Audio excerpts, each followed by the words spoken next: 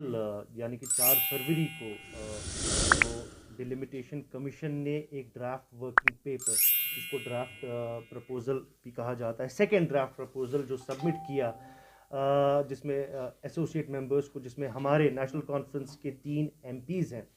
और primarily preliminary तरीके में जिस तरीके में वो रिपोर्ट हमारे सामने आई है, ड्राफ्ट प्रपोजल सामने आया है, उस सिलसिले में वो हम यहाँ पे आज ये बताना चाहते हैं कि जम्मू कश्मीर नेशनल कॉन्फ्रेंस उस ड्राफ्ट प्रपोजल को समरली रिजेक्ट करता है। हम उसको रिजेक्ट करते हैं, और जो हमारा डिटेल्ड रेस्पॉन्स होगा वो कुछ टाइम के बाद, जब हम वो पूरा रिपोर्ट, जो ड्राफ्ट प्रपोजल हम पूरा डिटेल में पढ़ेंगे, उसके बाद हम आपके सामने पूरा अपना डिटेल्ड रेस्पॉन्स जो होगा वो हम आपके सामने रखेंगे। आज पूरी तरीके से ये सामने नज़र आ रहा है कि कमीशन एक एजेंडा के तहत पे चल रहा है, और वो एजेंडा, जैसे आपने बोला, वो एजेंडा सामने दिख रहा है हर किसी को, किस किस तरीके से एक पर्टिकुलर पार्टी की आइडियोलॉजी को लेके, एक पर्टिकुलर पार्टी का जो व्यू है, एक पर्टिकुलर पार्टी का ओपिनियन है, उसी को लेके कमीशन आगे चल रहा है। एसोसिएट मेंबर्स, आई अंडरस्टैंड, क्योंकि कमीशन को मजबूरी नहीं है एसोसिएट मेंबर्स की बात माननी, मगर वी आर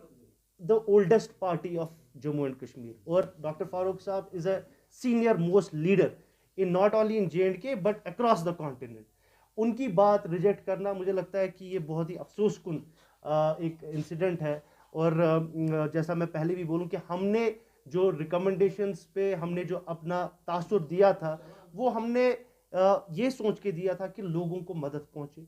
लोगों के साथ ज्यादती ना हो, रीजन्स के साथ ज्यादती ना हो। जो फॉर्मूला 6:1 था, इट इज कंप्लीटली बायस्ड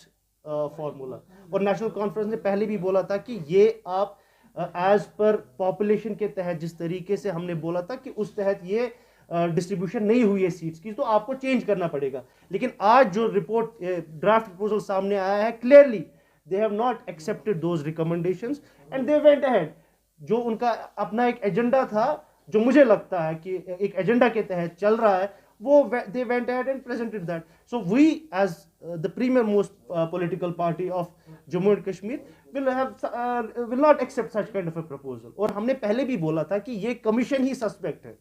क्योंकि इसका पेरेंट एक्ट जो है वो इस टाइम पे सुप्रीम कोर्ट में अंडर जुडिशियल स्क्रूटिनी है।